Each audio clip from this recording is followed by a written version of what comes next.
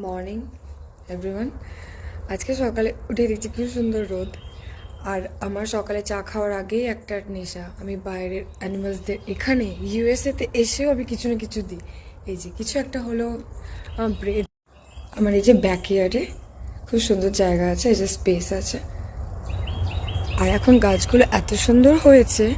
এখন তো উইন্টার শেষ পুরো, এখানটা একটু করে দিয়ে দিই প্রতিদিন। ওরা আসে এখানে।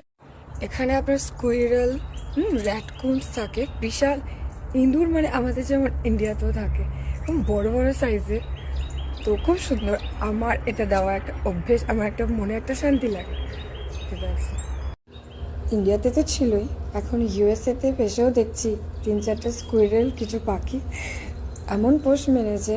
ওই যে দেখুন নিয়ে যাচ্ছে কেমন মুখে করে, রোজ নিয়ে যাবে এসে।